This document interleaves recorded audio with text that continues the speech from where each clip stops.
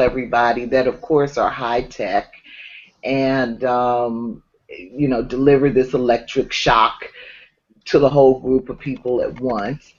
And so when the camp was overtaken, Bancoli got shocked with the electric collar, and that triggered a heart attack in him.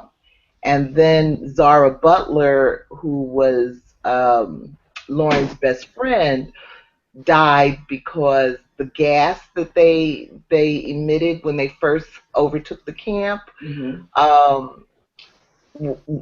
it was too strong for her little body. And so, they had to give something to the children so it didn't kill all of the children, but they didn't give it to Zara. And then the other thing is, when they overtook the camp, they took all the children away. So all the children have been removed from Acorn, including Lauren and Bancoli's daughter, and she was only 2 months old at the time. And so that's, the beginning of why she's got this hate on for her mother. A quick question.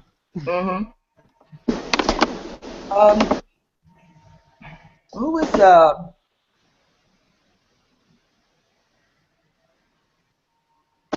where is it? Jessica and Beth.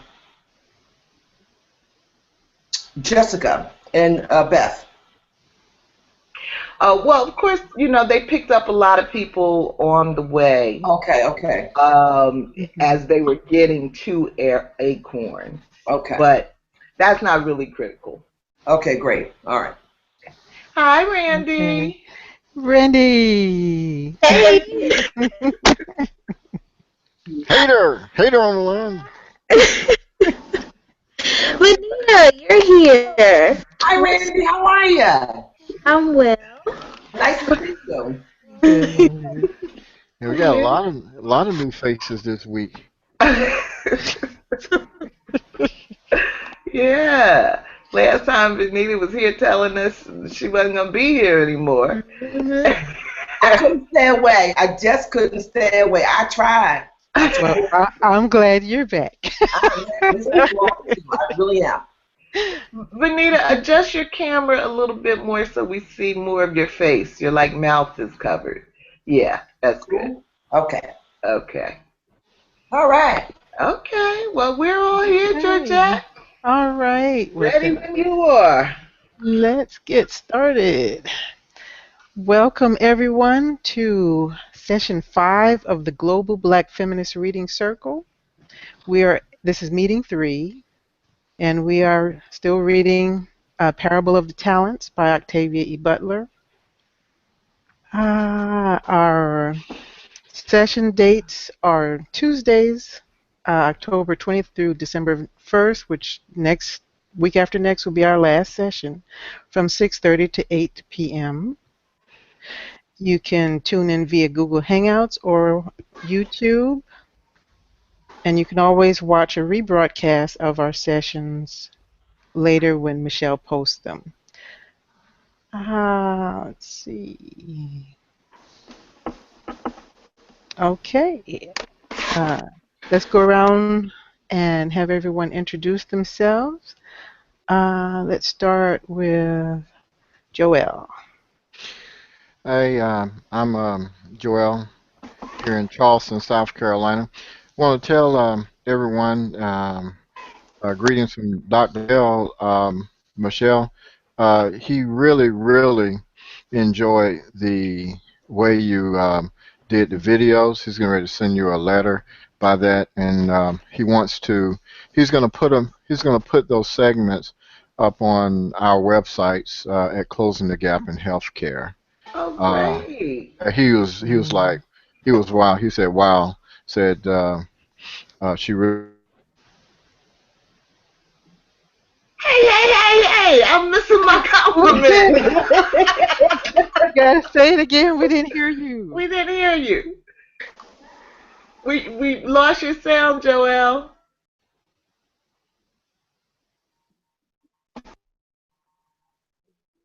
Say something. No. I hear you. Well, Michelle, No. that's all you get. That's No. all you get, Michelle. That's all I get. I mean, Oh no. I was Come on, like loving Joel. my stroke. Right? Come on, Joel. Finish that Oh, compliment. Get that oh my goodness. Oh no. Well, when Joel comes back, we'll give him time to finish your compliment. Oh, all right. All right. Well, let's go on up north to Kim. Will you introduce yourself, please? Sure. I am Kim. I'm here in New York. Hi, everybody. Hi, Kim. Hey, Kim. I want to hear what Joel was saying. Okay, the boss has spoken. Love ourselves this evening. Come on, Joel. Give it to her. Give it to her. Well, he really enjoyed the summary that really captured the essence of closing the gap in healthcare and the health disparities, medical apartheid, and all of that. He thought it was very well written, scholarly done, and he wants to post them on our website, which is www.closingthegapinhealthcare.org. But he really wants to thank you for some, that kind of stuff, you really can't pay for. I mean, that type of editorial is real good. Yes, you can. That'll be yes, you can. This is what it is. It's called Odom's Video. I meant to tell you guys, she has a new business. Oh, For the fee schedule. I'm sorry, Michelle. I had to let them know about the fee schedule. Thank you. Venita's your business manager, I think. And who are you? Yes. Joel Jones, Charleston, South Carolina. Okay, thank you, thank you. Now, next, Randie, will you introduce yourself, please? Oh, hello, everyone. My name is Randie Henderson, and I'm watching from Atlanta, Georgia. Thank you, Randie. And Venita? Hi, my name is Venita Walker, and I'm joining you from Cromwell, Connecticut, and I am Michelle Odom's business manager. So if anyone interested in videos or any of her expertise, please get in touch with me. Okay, go right. All right now. Thank you, Venita. And Michelle. That's exactly what I need. I'm Michelle Odom, and I'm in Brooklyn, New York. All right. Thank you. You just got it, girl. And I'm Georgette Moses. I'm your moderator tonight from Columbia, South Carolina. And so tonight we'll be discussing chapters 12 through 17.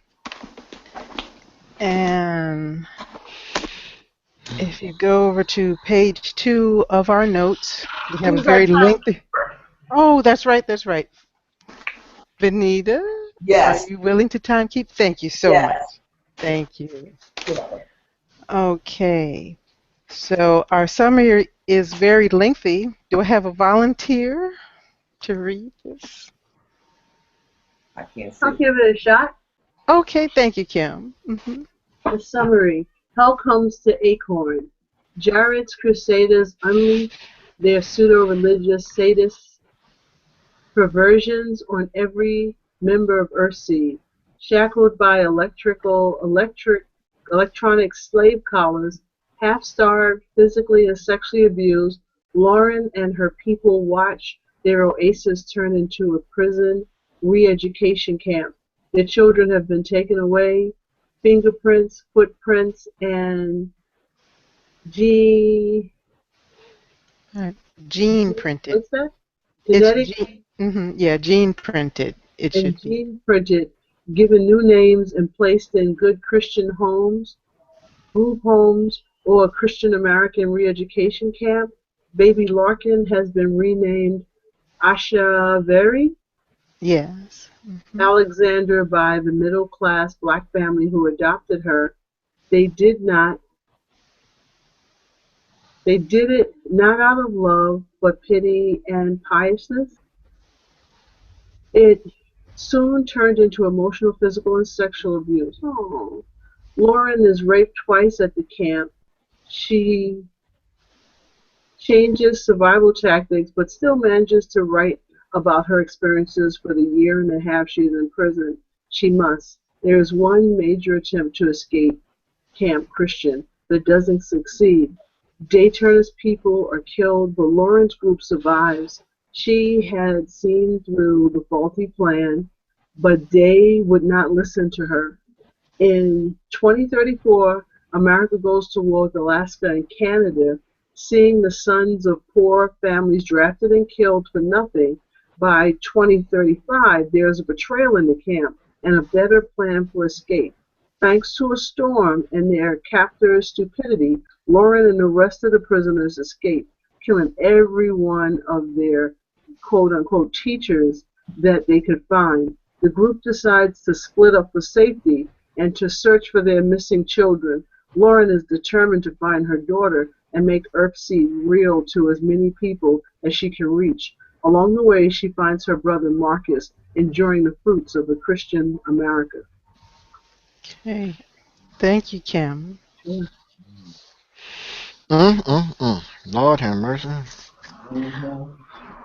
That sounds like a volunteer. Joel, would you be so kind as to read chapter 12? That wasn't me.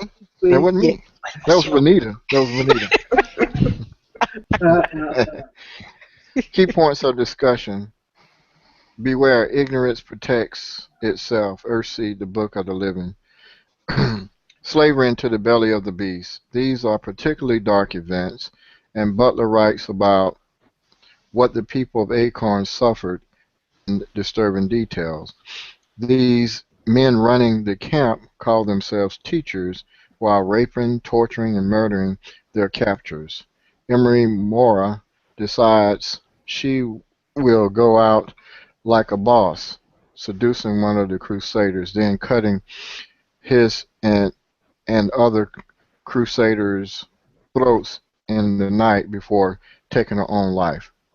Like her husband Gray, she had taken substantial revenge. Lauren believed she should have tried to survive for her daughter's sake, at least. Do you agree with Lauren? Do you think about the situation they are in? Uh, who do you identify with? Lauren and Day Turners, the planners, Gray and Emery Moore does the doers, or Beth and Jessica Fairclough go along to get along?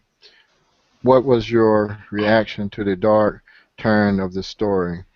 Did you expect it? Do you think something like this can happen today or in the near future?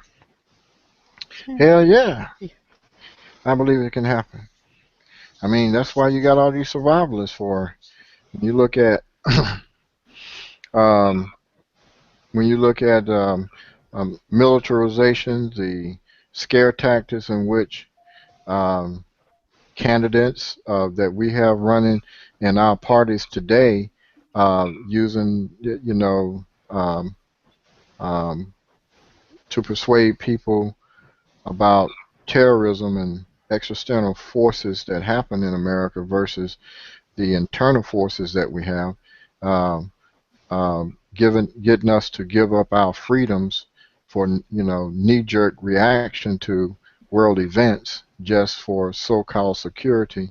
These type of things, from my perspective, and being a part of a military government for so long, oh yeah, it can happen, and we give up freedom every day by um, by politicians using terrorist actions about different religions and people with other political values other than ours.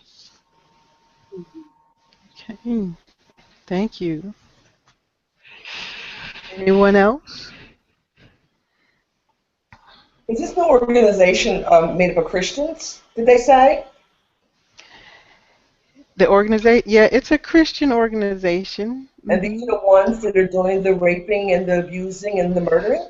Yes, and later on we learned that they're sort of a splinter group, like as Michelle said earlier. But they have carte blanche. They're doing whatever they want to do. Okay. Do what you want to. Do it, everyone. Do I agree with Lauren that she should have tried to survive for her daughter's sake? That Emery Mora. So the situation with Emery Mora was that she was being constantly raped by these teachers. So one night she decided to kill them, and then she killed herself. Um, so I don't know. I get tired of saying it to y'all, but I don't have a good survival instinct. I really don't. Wrong question, Michelle. I could not have put up with the nonsense that was going on in that camp. I think I'd have probably ended up going out like Emery. But when you ask the question, who do you identify with? I feel like I identify more with Lauren and Day Turner, the planners, because they were the ones that were constantly looking at the situation, trying to figure out, okay, what we gonna do? What we gonna do? How we gonna do it? And and that tends to be me. And my reaction to the dark turn in the story, yeah, I kind of did expect it. I mean, first of all, the first book, was dark too. And so, I just wouldn't imagine that the follow-up would be peaches and cream. But there were signs early in this story, like the attack on Dovetree, that danger, the whole thing around Bancoli wanting to move to a safer area, there was just constantly an air of danger. So yeah, I think that they should have expected it, and I agree with Joelle that this kind of thing could definitely happen in this country and possibly not that far into the future. I mean, if you look at the dates that Butler was projecting in this story, that may come to be right about what we're looking at. And one of the things that Bancoli said early in this book was that the apocalypse, which they called this period,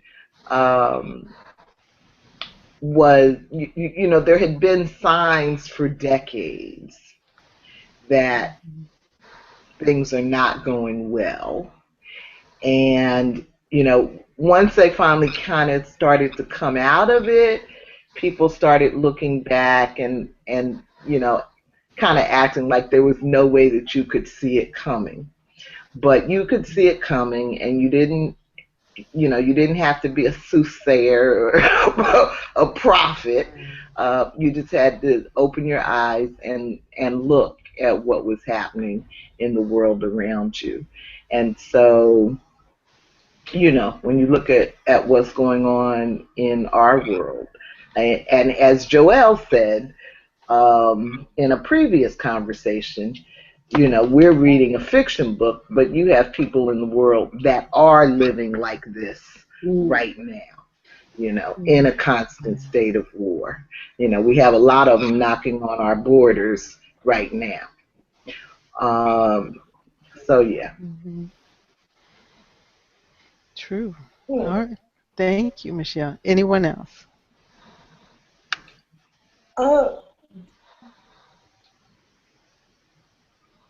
These are particularly dark events.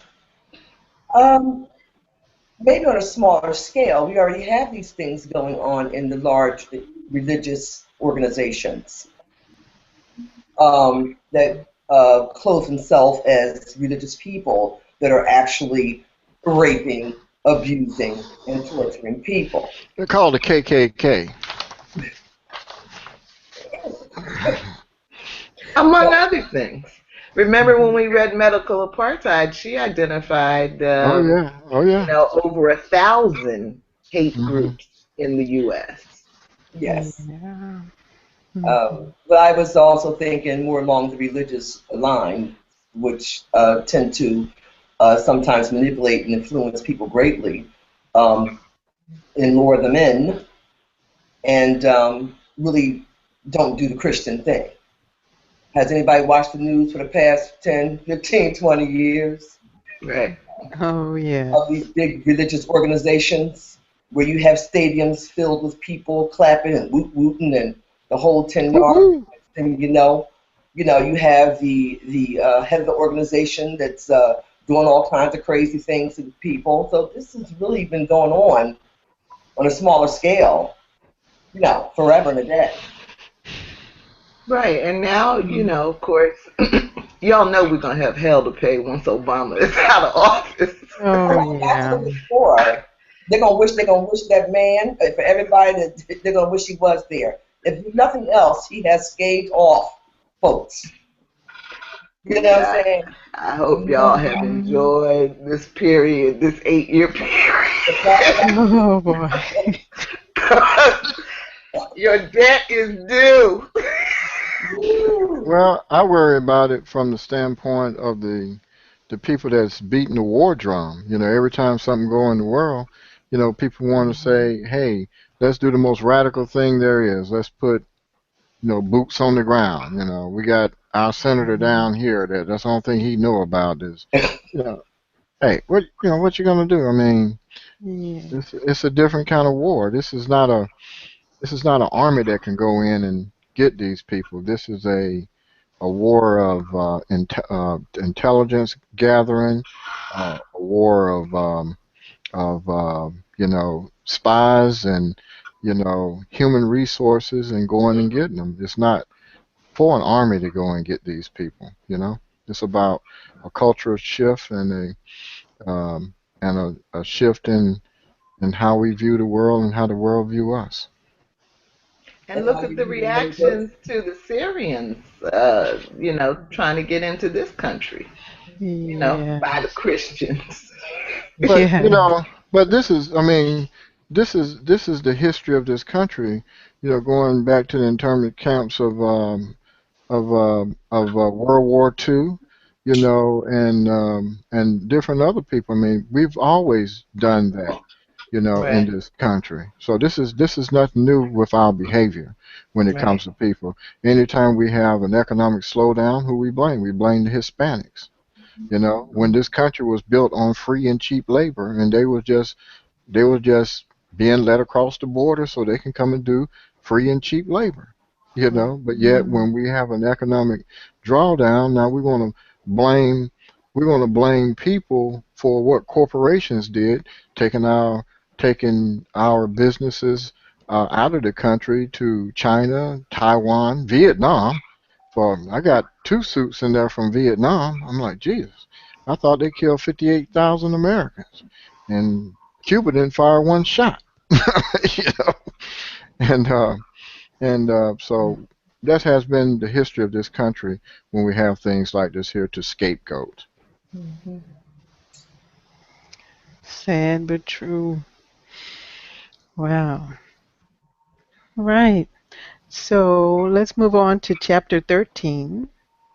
And Well, Miss Randy is awfully quiet. You ain't got nothing to say. Cat got your tongue. are you volunteering, Randy? She might have something to say about that. Randy, do you want to read or you want to pass? No, I'll read chapter 13.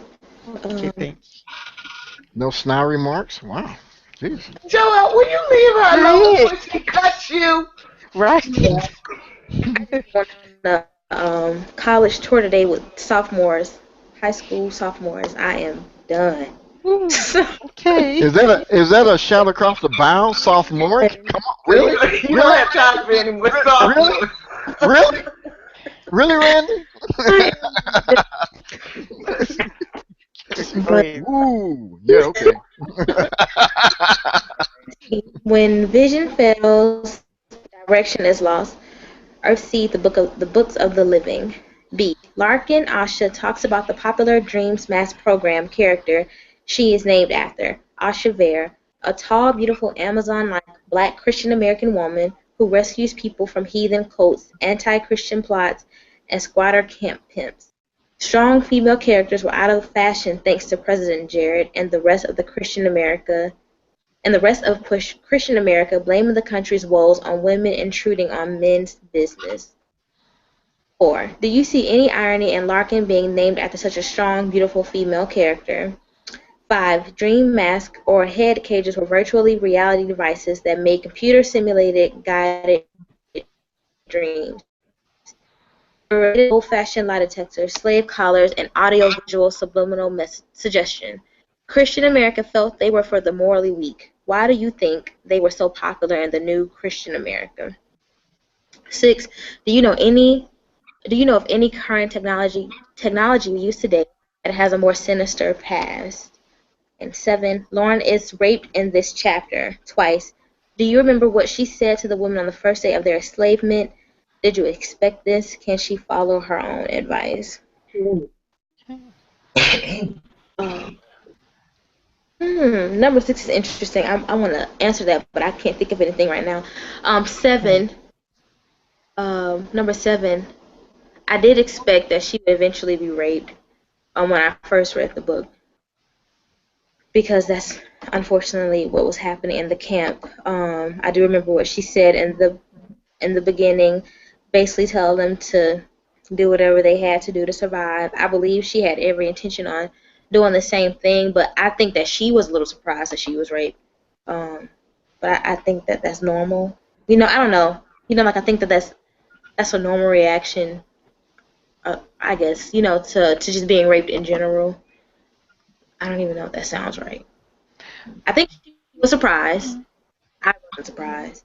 And I thought that she was raped more than twice, but she had only wrote about it twice. Like at the time she wrote, she had said that she was raped, but there was a year or there was a gap of time where she didn't write as much, and so I Right. assumed she was raped during that time as well. But because of Dave's little rebellion, they didn't have as much access as they did before that. But I thought that she had been raped multiple times, but I think she did follow her own advice, though it was very difficult. Okay. Thank Well, you, Randy. well, number 6. Do you know any current technology? Okay, I ain't gonna say too much about this, but just Google mind control drugs and mind control technology, military style, and let's keep it moving. Okay. Okay, I you're ain't talking. saying you ain't saying you can go. I ain't saying nothing about that. You go ahead. Oh, you're talking about MK Ultra, the MK Mm, Ultra program, and yeah. but we touched on some of those things back in medical apartheid. There was a chapter where they did talk about those kind of things. Yeah, but this is warfare stuff too. Yeah. Yeah. But Yeah, Yeah, that's but tell us true. what the current technology is, Joelle. Don't leave us like that. What is it? The cell phone? What? The iPad? What? Oh, man, this is Georgette roll with it. oh, okay, They'll look at okay. your eye. Well, Go well, ahead. they probably already reading all my stuff anyway, because all my stuff is my words ping. Hmm. Well, I'll talk about the voice to skull technology that they use. So, and this is real, where the military scientists found out that if you physically and emotionally damage a soldier, he develops psychic abilities. And so then from that damage, they developed a a physical technology using lasers and satellite to be able to communicate from the satellites that are in orbit and command stations to the soldier through a device that goes straight to his bone, to the jawbone in his head, so they can talk to anyone they want to. And besides being a combat situation, unfortunately, because they contracted it out, they also use it to make targeted individuals believe that they are hearing the voice of God or that they're going crazy and schizophrenic.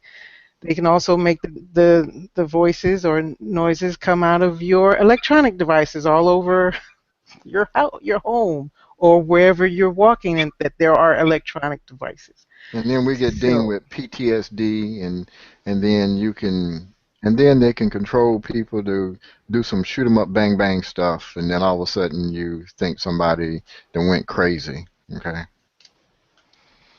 Oh, so that's what accounts for all the crazy lately. I knew there was a reason. But if you notice, a lot of these people, a lot of times, you were here on the first broadcast that a lot of people were in the military, or they recently got out of the military, or they was in the reserves, and then you will only hear one broadcast of that, and you won't hear anything about it. Okay. Well, So this sounds like follow up on that work that Harry Bailey, it's cheaper to use chimpanzees, was doing. Well, Some of that. now, I'll tell you, I'm not a chicken or anything like that. I did spend 22 years in the military, so I pretty much know that capability is pretty much infinite. I mean, what we really can do, and so you know, I Well, just know. yeah, and your computer screen, your TV Well, screen. look up, yeah. look up smart technology. Look up who was that? One of the defense. One he was in testifying before armed services. Um, uh, one of our defense secretaries, and he was talking about, well, I'm not even going to talk about it. He was like, well, we can smart refrigerators. We can look at you now. So remember that, Georgette? Yeah, I Yeah, can't I remember mean, which which one? That happened which thing. recently. That happened recently, and it was like, I mean, oh my God, So if you got something in your TV, your smart TV, they can just take it and turn it on, whether it's plugged up or not. Okay, Wow. they can do all kind of crap. Mm. yeah, I read about that actually. Folks looking at you through your smart television. Yeah. And I took all my clothes off and stood right in front of the TV. And I gave them something to look at, something real good. Okay? No, as soon as I heard them right in the room, it took my strip down to nothing. Okay. Give me something to send home to the boys. All righty then. Yeah, Joe, I have to do it. I wouldn't have done that. I'd have done something like pick boogers out of my nose. Yeah. Only Michelle, I put some boogies out my nose. Let her up and switch away from that. You would have had that one computer geek that's perverted like that. Go ahead, lady, eat it for me. Oh yeah, oh yeah.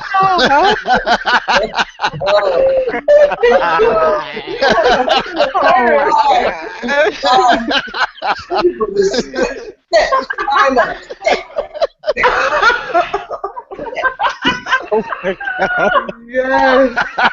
Yeah. We're laughing, right? He's probably out there.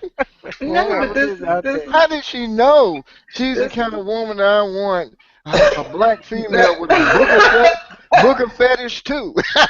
You know, and you know what? Oh All my of a God. sudden, like the past few months, I've been getting all these friends requests from white It's because men. Really? it's because of your booger fetish.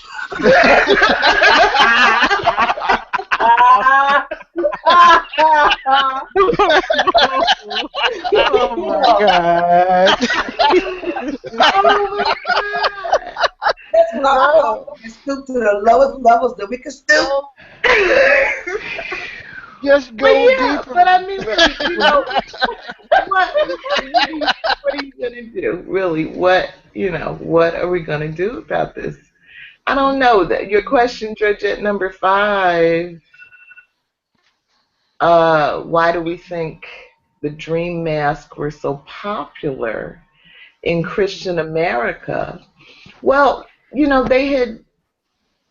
they condemned you for uh, I don't know what chapter it was where they talked about every kind of sexuality, except I guess if you were married and stayed in the missionary position. But every other kind of sexual practice was, considered wickedness and could land you in one of these re-education camps. Right, right. So But you my question is, needed how in the hell do they know who turned them in? well, with all this technology we're talking about, Who turned them in? Right. so you needed, some kind of way to experience some kind of pleasure in your life because they had literally taken away everything else. But have they done that now, Michelle? Have they taken everything away from us Well, except the man I finished up a few minutes ago? well, Georgette and I still have masturbation.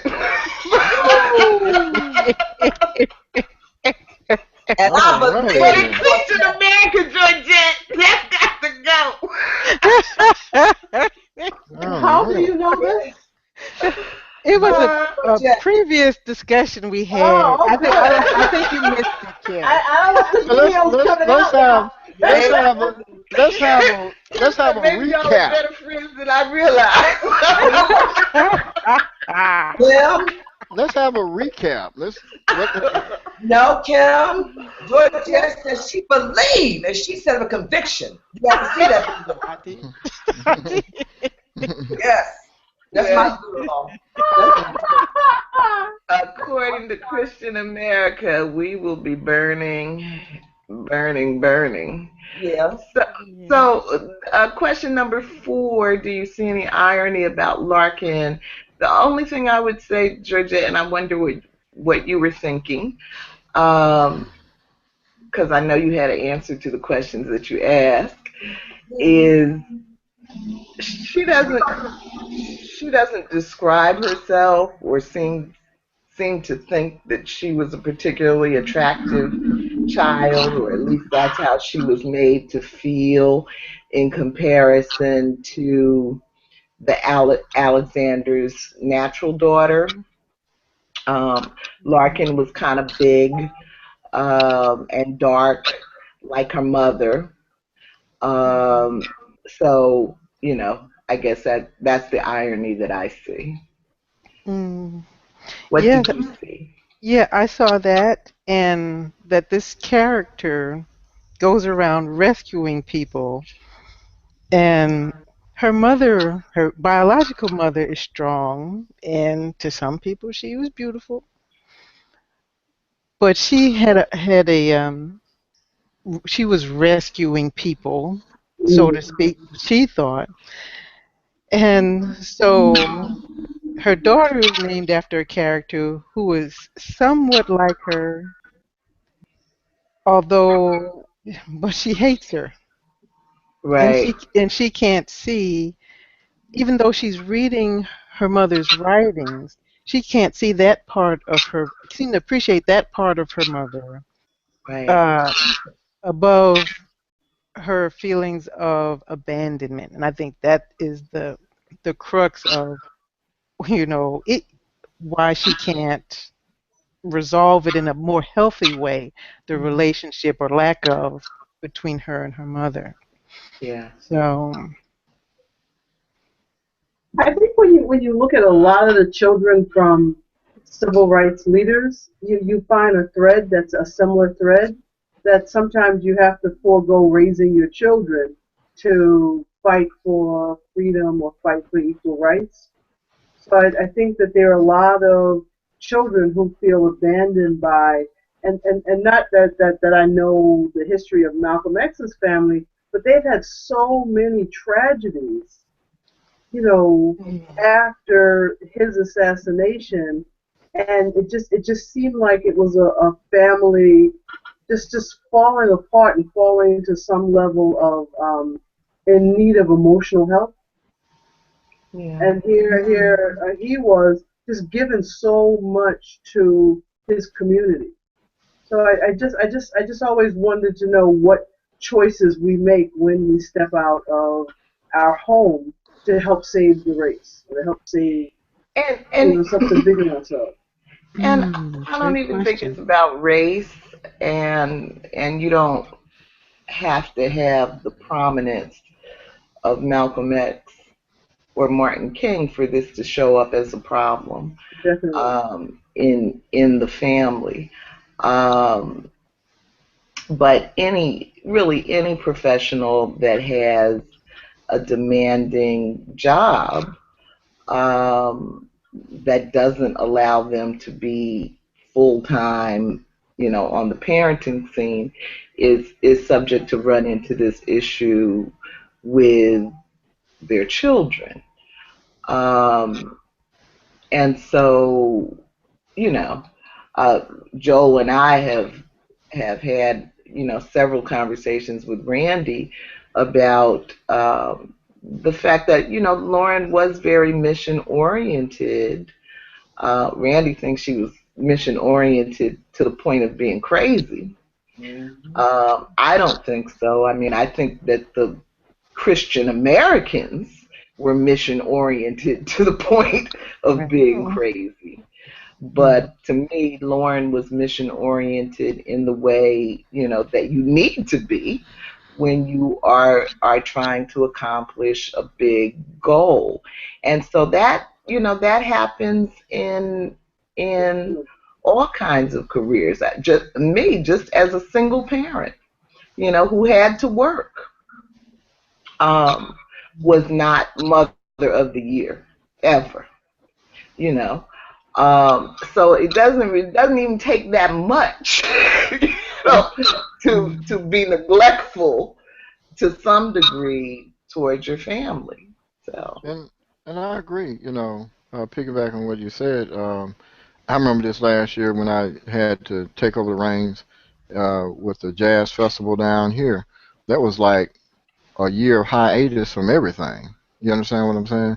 And so when you come mission oriented, mission focused, you have to do something like that. Or it could be any cause. I think, I remember one time, one of my jobs, um, I wrote a collective bargain agreement for a group of guys for us and whatnot. I mean, anytime you stand up for something, you standing up against an employer or a power or something like this here, you're taking a serious risk, and you are doing it for a group of people. You're doing it for yourself to make a life better for you, but you're doing it for other people as well that may not be willing to take that risk and that sacrifice that you are, because now you become the target because you're the messenger.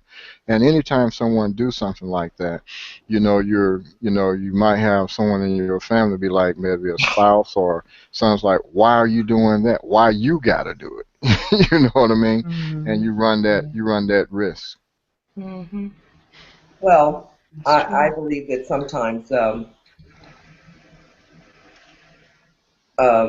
the people closest to you do suffer, Oh which yeah.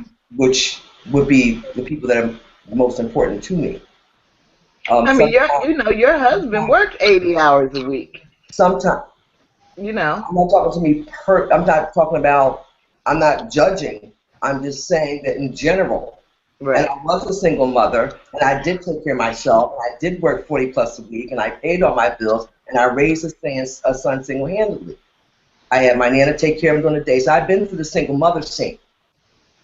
But I'm just saying, just in general, everyone or anyone that takes on anything may be helping the cause, but it's usually people closest to you that suffers because you're not there whenever you take on a cause. It could be taking care of your elderly parents. Right. And just survival. Survival has gotten so it takes so much. Just in general, not just the people that work and not just the family. It's just things that you have to do. That's right. I was talking to a couple yesterday. They have 2 sets of elderly parents on each side. They're taking care of both sets of elderly parents on both sides. Yeah. So these are things you have to do. Inadvertently, your family suffers. It's not always, So I'm very empathetic to all of it because it's only 24 hours in a day. You can't be the jack of all trades and the master of all. Just doesn't happen. And of course, y'all know I believe that families in Western society are just not structured for success. I think the idea of nuclear family is BS. Oh yeah. It just. But it's very profitable because it makes us throw away our elderly. We put them into, we will put them in a nursing home quicker than we would in times past. I mean, some people you got to do that, but because of whatever disease that they have, they need 24-hour care, and I'm not saying that, but I'm saying that a lot of times when they're just old. They're just old, and we just like, well, we don't want to remind the kids, or and it's time for them to go and do that instead of they can be someone that's very enriching around the children. When you look at other societies, you look at other societies where you'll find 3-4 generations in one home, right. And quite frankly, we used to be that way as a subculture. That used to be us, but we've adapted and adopted some of those Western main cultures, and that's what we do now. But I do want to say one thing also too, that everyone's not in a position. No, I'm not talking about the elderly, just period. Yeah. Mm-hmm. Family. A lot of it is a need. A lot of it is American greed. Yeah. Okay, so let's make that clear too. A lot of it is the need to have what you want.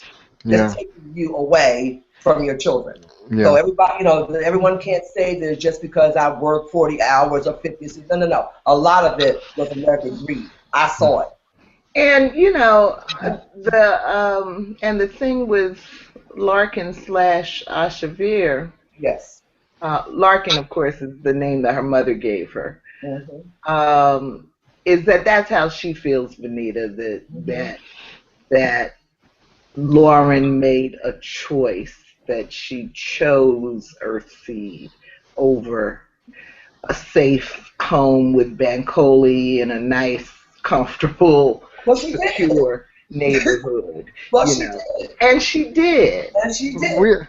I mean, sometimes you have a family. Sometimes dreams are deferred. Sometimes dreams are canceled, and sometimes you have to create new dreams. But it's your choice. But I want to know why me and Joelle are the only ones arguing for a woman's right to make some choices. I'm looking at the Global Black Feminist Reading Group, Joelle. I'm looking at if it had been, if it had been Ben Coley that decided that think about it now. We got total society meltdown, and all religions are no good. So God is not alive. You know what I mean? And she's giving somebody a new hope. And the choices that we make, that's one of those things. If the choice that we make, if the choice that she makes is going to lead to prosperity, and there is no governance and there is no law, here you have these external forces telling you in a country that's supposed to have, its roots were to be free and with different religions and everything, telling you which God that you should serve, and you, as a group of people, they made this particular choice. But if it had been a man doing something like that, and leading a group of people, would it not have been viewed much differently at that Right, he did particular what he had to I don't know do. if it would have been. I don't know if it would have been. I'm not quite sure of that. I'm all for women making any choices they want to. I'm just saying male or female. It's a conscious choice. And there are consequences. There are consequences for her daughter and how she feels about her mother now. That's all. Well, Choice but her thinking, let's go present. When, say for instance, my particular mother, my mother, as a, when we were real young, single parent, she had to make a choice of going down the street at 4:30 in the morning, going to the mill with a 38, walking to work. That was her choice. That's what she had to do for her family. So, when parents have to make these sacrifices, some children grow up with resentment. Why this here had to happen? Why that had to happen? Well, why couldn't she never be there? She was never at school, blah, blah, blah, blah, blah, blah. Well, hell, she trying to put some grits on the table, or if you're up north, oatmeal.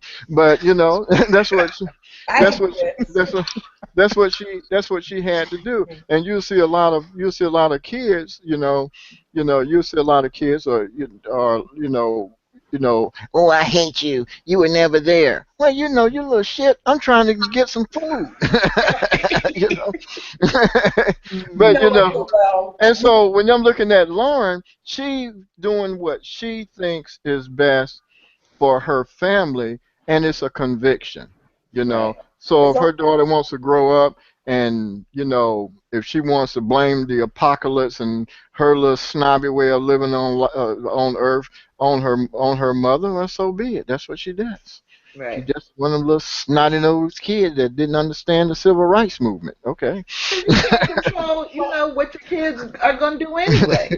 No matter what you do. That's what I'm saying. They're going to Yeah. grow up with some Yeah. attitude. With some attitude. I could have did it better. So you could be there 24 hours a day and then look at you and still say you never did nothing for me. Yes. Yeah. Okay. I do think that there's a maturity level that as you continue to age that this daughter may find. Yeah. And may find that once all the facts start to become available to her, to change her view of what choices her mother actually had. Because I don't think there was safety. I don't think there was anything else like Acorn that could have provided her with a different future. And so she gambled on, let's see if we shaping can her make own this future. work. Yeah. Right. I think she gambled on that. And for me personally, my mother was really big with the civil rights movement. Never home, never cooked. We were like the cereal kids. As long as she had cereal and milk, y'all should be good.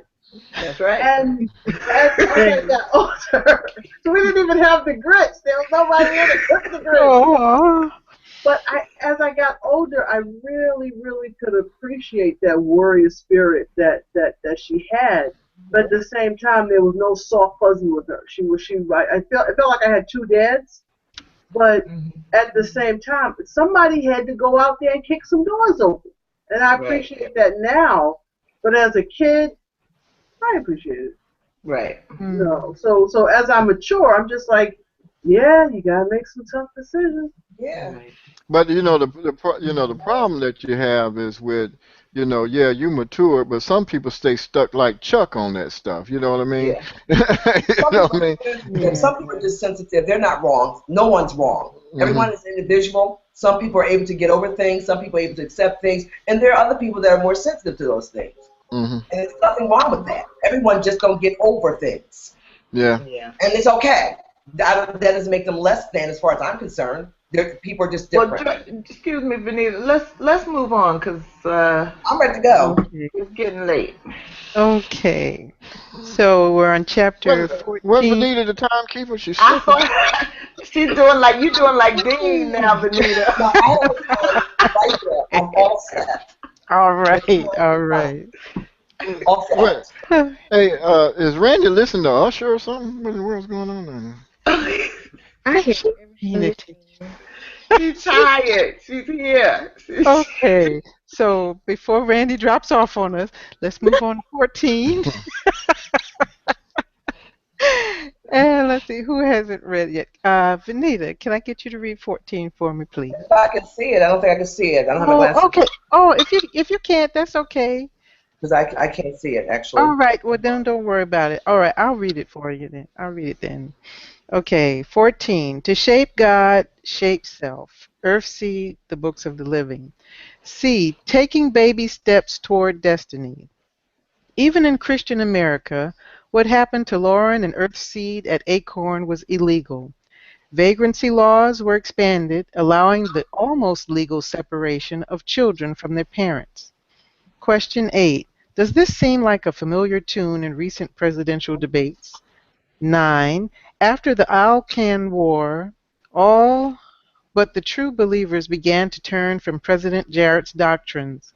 He was either their savior or an incompetent SOB. Do you see any similarities to the two Bush presidencies? Number 10. After the group's successful escape and the camp is destroyed, Lauren admits that Earthseed has never been a very comforting belief system. Ooh. Do you think this is a positive or negative aspect of her religion? Hmm. Uh, hmm. So much in there. Very good questions. Mhm. Well, you can pick whichever one you want to start with. Hmm. Um. Well, I tell you what. Number 8, of course. Hey, we don't believe in amnesty. We're just gonna get rid of the 14th Amendment for anchor babies that's born here, and we're gonna send them and the parents back. But they were born on American soil, knucklehead. They're an Americans. You just can't get rid of the 14th Amendment. Okay, the constitutional right. And then after the Al Qaeda war. Okay, yeah, all right. I don't Okay. like that. I know it's Al Can, but I like the very comforting belief system. Yeah, her system was more of it wasn't it was pretty much cut and dry. You got lemons, you turn them into lemonade. Change is shaping God. Get with it. This is just God moving his hand. Now what you got to do, you got to roll with it. You know what I mean? So it didn't have any warm fuzzies in there, about the kingdom of heaven and all the other kind of stuff. It didn't have none of that in there. So it was more or less, you know, you need to get with it, shape God. And I think that's a positive aspect of of I her don't know. religion. I don't know. That's why people committing suicide. They're doing like turning suicide bombers. It's like, if they had something in there, you can't kill yourself. If you kill yourself, you're going to hell. They might have hang around for a little survival. You know what I mean? Well, yeah, I told y'all I would check out in a heartbeat. So, but no, what I like about it is that it is getting people to confront reality. And particularly with Christianity, there seems to be quite a bit in it that moves people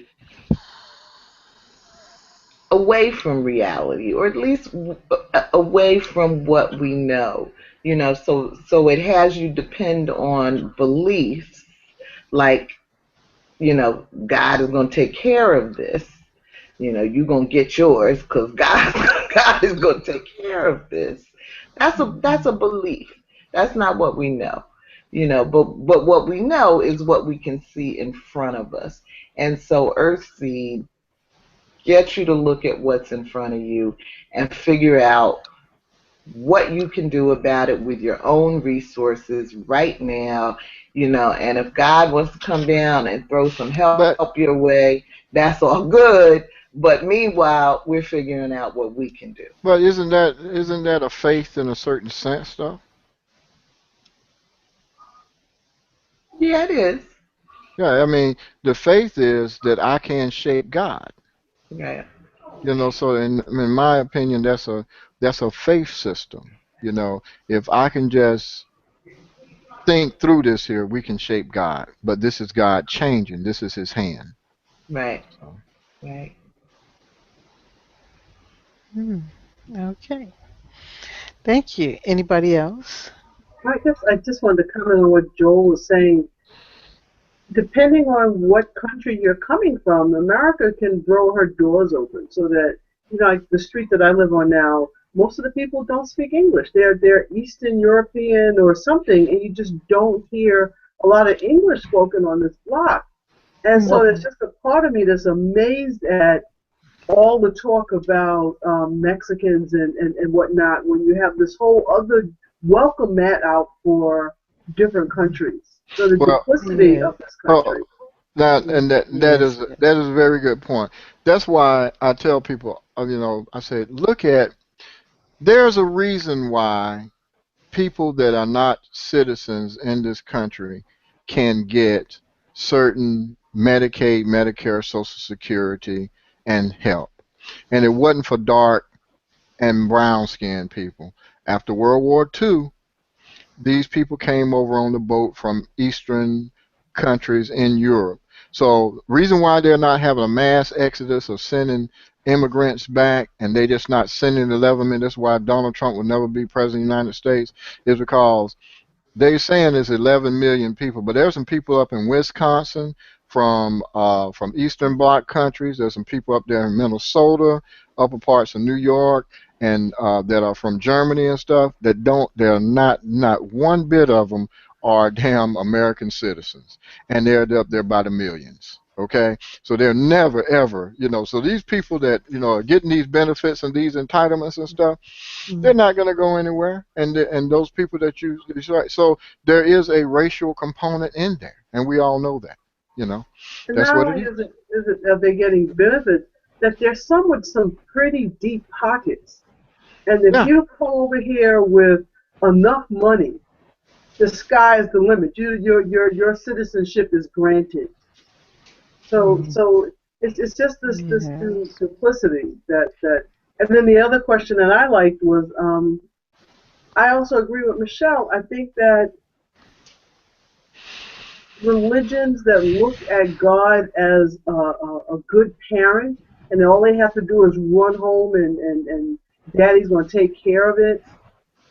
That troubles me when there's so much going on outside that it doesn't really take care of it. That, all I got to do is bring it to the Lord. All I got to do is pray. And then when you have people who prey on that and say, well, if you really love the Lord, don't pay your rent and just give us the tithes, give us the this, to that.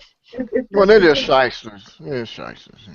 Yeah, I just think that I love a religion that talks about pray to God but row to shore. Just pray to God and row to shore. Take some action on your own. So I think that that Earthseed, the religion, is positive. And they may be shysters, Joel. A lot of them certainly are. But but nevertheless, a lot of people go for it. Oh yeah, I'm not saying they don't. I'm just not saying they don't.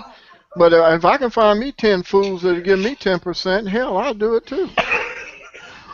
But when you look at the difference between who is in the pulpit and who is in the chairs, then you can see that there's a lot of women who are Oh yeah, looking for dads that are just sitting there Mm. yeah, paying for the Cadillac, paying for the yeah, whatever, and that's just not in the black church. That's in a lot of churches. yeah. Yes. Yeah. Pimping, like my boy used to say, pimping in the pulpit, baby. Pimping in the pulpit. What boy is Oh this? my God. You call them pimps in the pulpit. That's what you call them preachers. Ooh, Let's move on, Georgette. Okay. Well, I okay. mean, if there's a preacher out there that's upset about it, if you're doing the right thing, that's fine. But there's a lot of them that's pimping. All right. Yeah. Thank you. They are, Yeah. literally. Yeah. I And mean, they it's have a just show. Okay. Okay. Thank you, Joelle. We're gonna yeah. move on now. I'm just We, saying. we, we got okay. We got it. We got it. All right. Chapter 15 through 16.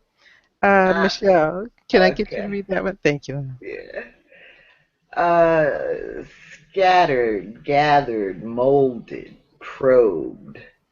The group of Earthseed survivors, traumatized, tries to find some equilibrium and move forward, to find themselves and their children. Their children have been traumatized too, as Larkin relates in her story of the doll and the frequent feeling up from her adoptive father. She still reacts strongly whenever she sees a doll today. Young Justin tells Lauren how the pastor and his son beat him senseless before he ran away. He wants to kill the Christian Americans. Nina Neuer doesn't want to look for her little sisters. She just wants to get married and settle down. Question: do you think their reactions are normal? If the children are the future of Earthseed, how will they ever reach the destiny? And similar things have happened to indigenous people all over the world. Do you think they will ever be able to overcome the trauma? Why or why not? Oh, Georgette. Well, first of all, whew, Don't I get first dibs at the question, Joelle? Just hold your horses, Joelle. Just hold your horses. well, So, Randy yielded me her time, but no, go ahead, Michelle. She just sent me a text. so, so the reactions of wanting to kill the Christian Americans, and I think is normal. Nina Neuer's reaction of just wanting to get married and settle down, I think is normal. Larkin's reaction, um, even toward her mother, as we were talking about before, I think is normal. The situation with the doll is that her stepmother, um, you weren't allowed to keep dolls as a member of Christian America because it was, making a graven image. What is it? Something. Yeah. But anyway, so the child found a doll in her backyard, and when when her adopted mother saw that she had it, um, she freaked out about it. It was a big old deal, and so it was traumatizing to her. And then, of course, her adopted father was a child molester. So, so yeah, I do think that all of their reactions to trauma were normal, and that those reactions are very individualized. And as Venita said a few minutes ago, sometimes we never get over the stuff that happened to us, and we get over it in our own individual ways. So yeah, I think that's normal. Similar things have happened to indigenous people. Will they ever overcome the trauma? I think it's the same thing. That particularly if you look at the African American experience that we're probably most familiar with, um, we are still carrying a lot of stuff. And, it's only recently that science has started to confirm what we've always known, which is that people's brain chemistry is is actually changed by the traumas that they go through, and and depending on the age that it happens, um, it could definitely be a change that is permanent, as well as what we're learning about what is passed down through the collective consciousness, that's in our bones. Um, so, you know, I think that overcoming the trauma is a potential, but that you have to get out of the trauma first to get into a situation where healing can occur. And that hasn't happened for Black Americans. We've just been through one damn thing after another. And so it remains to be seen. Indeed. Thank you, Michelle. Would anybody else like to chime in on that? Well, did Joel want to say something? No, you go ahead first, Kim. Oh, he just volunteered you. You better take it. You better take, might be your last chance. You better take it while you have a chance. Oh. No, I just want to think about something for a second. Somebody Okay. else can go. Okay. I just looked at, the one you said about indigenous people all over the world. I think about the uh, the Indian American. Mm. I read in a book, and this is how vast the number was in the in in the U.S., or what we call America. Anywhere from 8 million to 120 million Indians were killed. Now this is how vast the numbers were. And I was like, well, how in the hell do they? I mean, how about 50 to 100? Well, you got 8 million to 120. But this is what the sociology book said. And then it said anywhere in both both North and South America, about anywhere from that number to 200 million. Okay, come back to the U.S. to include reservation in Alaska.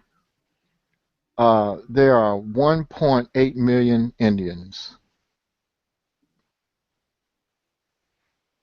We want to talk about genocide. 1.8 million. That's it. So, and then.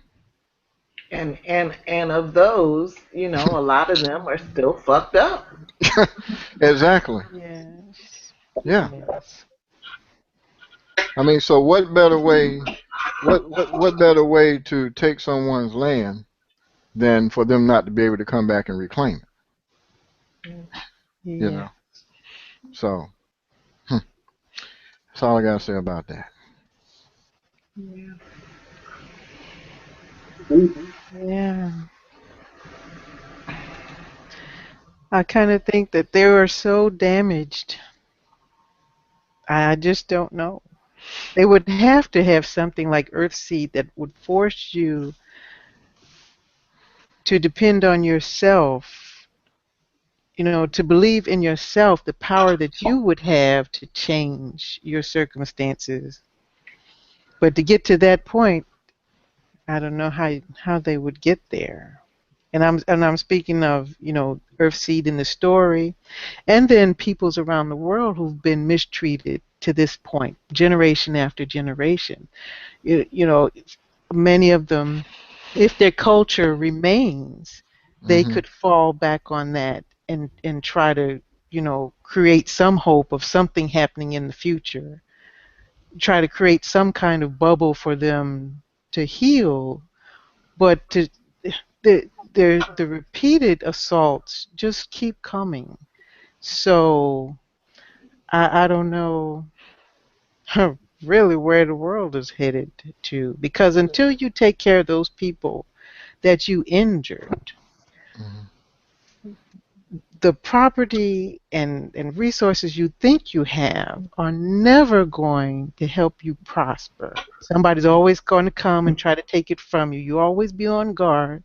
And, it, you know, God, well, here we go with the titles again. God don't like ugly, but God can mean many things. Your spiritual ancestors, the power of the universe, the energy, the negative energy that you've put out is coming back to you. So, and until, we kind of balance that out, I don't know how we're going to do it.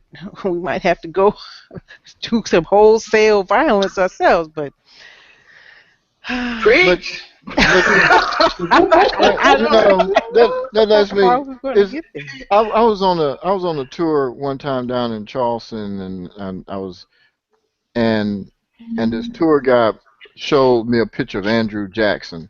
And I told, don't show me a picture of Andrew Jackson. I said, I'm part Indian. She said, oh, is I was like, people don't understand that President Andrew Jackson was a racist bastard. He killed so many Indians, it was ridiculous. You know what I mean? You have to read the history of this people, or, of this guy. And so I look at that from a historical standpoint, and we have to look. He was worse than Hitler.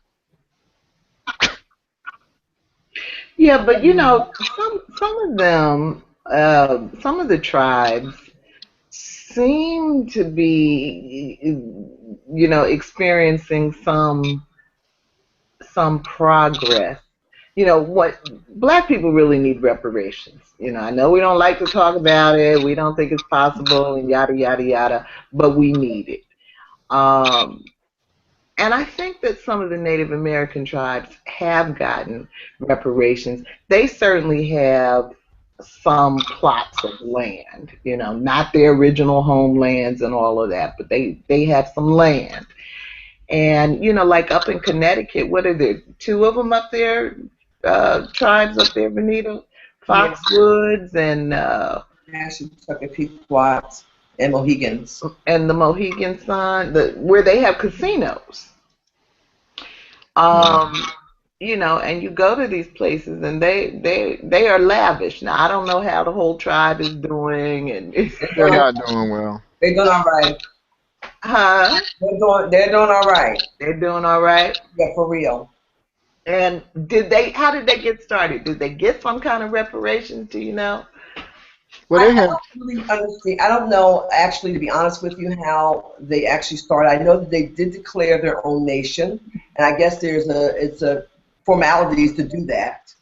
And then you had to have a certain amount of blood in you to be able to reap some of the benefits of that.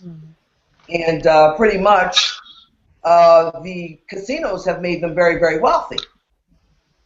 That's where the wealth came from, I think, just to be able to declare it their own nation and be asked to build casinos, and the casinos bought them the wealth Mhm. and lots of it, like plenty, Mhm. like it is its own nation, its own police force, own fire company, own Right. own. It's a nation. It's a nation, It's a nation. and we don't like to talk about Yes. we don't talk about the black nation, as in getting some land and having true governance over ourselves. We don't talk about it as a real possibility. Even though there have been some groups like the Republic of New Africa that really have been working toward that kind of thing for a long time. But until something radical like that happens, I mean, what I believe is that, as I always say, there are things you can control internally, and there are things that are happening externally. Um, and I do believe that we have to control what we can control internally as individuals, like spending our dollars within the Black community, like learning how to love ourselves and each other, and how to get along as and all of that kind of thing. And if we could get past those kind of steps, then we might find the collective strength to demand the reparations that we need to really build the nation that we deserve to have after after all the hell we've been through. So Well, we have to learn to get along first. we gotta learn to love ourselves first, Well, because we're not even doing that. Well, that's true. We have to learn how to love ourselves first. And that's the trauma. That that is the result. All right, we got 9 minutes. Got 9 minutes. No spreading the love. Not 9 minutes. All right. Thank you, Joel. Okay. Chapter 17. Did I get a volunteer or? Joel, a volunteer, since he wants to spread the love. Got 9 minutes. There we go. Chapter 17. All prayers are to self. How did they know? On April the 8th, 2035, Lauren writes something in her journal that seems to set her daughter's heart against her. God is changed. I've lost none of my belief. All that I said to Vincole is so long. 2 years is still true. So much has been destroyed, but it is still true. Earthseed is true. The destiny is as significant a human purpose as it ever was. Why do you think Larkins continued to be jealous of her mother's belief system, even though it has helped, even though it clearly helped the group survive? Is she being irrational, or has she been converted to see a way of life? Is Lauren's plan still realistic, given the Earthseed is scattered and still vulnerable to religious tolerance? What other choices do you think Lauren and Larkin or Larkin could have made? Well,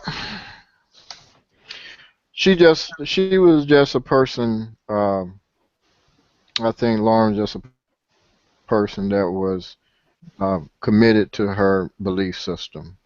And I often wonder about her daughter, you know, if she had a history of her mother and of her father, and that in itself, if you're born and you don't know your parents and you're an orphan or whatever, that in itself is a blessing. She's one of the few people in that particular time that had a history that know who she is. You know what I mean? So knowing who she was, I think is a point of, now that you know who you was, it's just like when you grow up and you learn who your parents are. You accept who they are, who they were. You put everything in context, if you choose to, and you accept them and you love them anyway and keep it moving. You know what I mean? I think that her feelings towards what had happened, is blaming the victim or someone that's trying to make a change and make something better.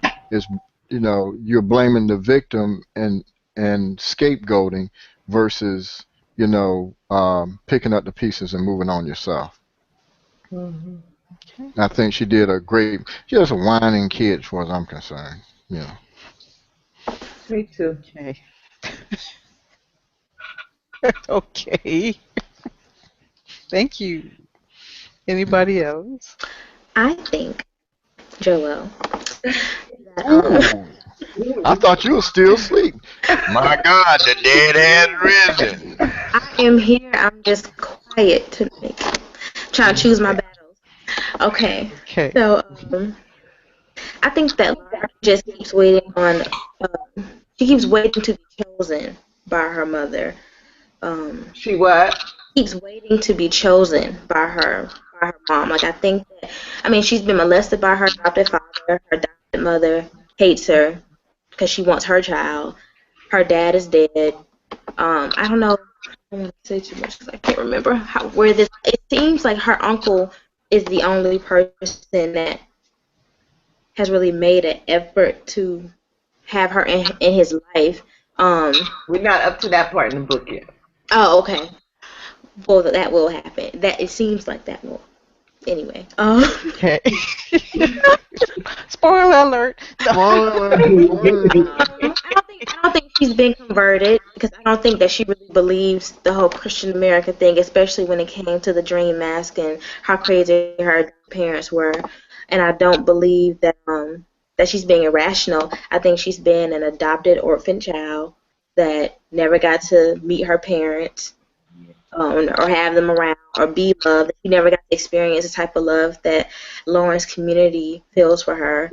And so she's really going based off of what she's reading and plus her own personal stuff. So I think that it would be nice if we gave her a little grace because I think she's reacting how children who don't have loving people around her act. Right. Okay. Right, and you know, and given all the parallels to the 1800s and you know American slavery, you know, a big part of what happened there was tearing families apart, um, and children growing up. You know, one of the things that they did when they first took over Acorn was, you know, burned everything, burned all the records, burned all the books, you know, burned any connection that anything that could connect the people to their past or their way of life. And so, you know, the children were particularly at risk of losing touch with who they were or who they could have been. So Yeah. the 14 is Lauren's plan still realistic, given that Earthseed is scattered and still vulnerable? You know, that's the piece, Randie, that I still have never um, been able to completely embrace. This idea of the destiny of humanity is to take root among the stars. But it's Lauren's belief that human beings need um, a vision, a goal that's big enough to keep them from getting caught up in all the petty nonsense that we tend to get caught up in. Um, and so I do think that you know that there is some validity to that. I'm just not sure that taking root among the stars is the goal. But you know, but I get the idea of having a big goal. So given the fact that you know she's already um, converted, you know, a few dozen people. I think it's possible. I think it's possible that Earthseed could continue to grow. Um, I think it's realistic because of what happens in the book. But I think that her wanting to go to the stars has more to do with her dad than she lets on because he was so adamant that it was so stupid back when the president that was around when her whole family was around in the first book had put so much money into the Oh, I forgot about that. Yeah, into the and he space was like that program. he was like that's stupid and she was like no it's not. She keeps telling herself that she's the complete opposite of her father in Uh terms huh. of his belief and what he was willing to do and what he did and whatever, that I think that they are exactly the same. She's just a girl, and she just has a different belief. But I think that was more rooted in her trying to rebel against his thought that it didn't matter. So I think she was always bent on, because that's a pretty like far out goal that really only came up when her dad said that it couldn't be done. So. Interesting. But other people have bought into it. Huh. Well, when you're surrounded by decimation, why not? Right. Absolutely. I feel for Larkin, and it feels sometimes like the Earthseed was like the child the mother liked more.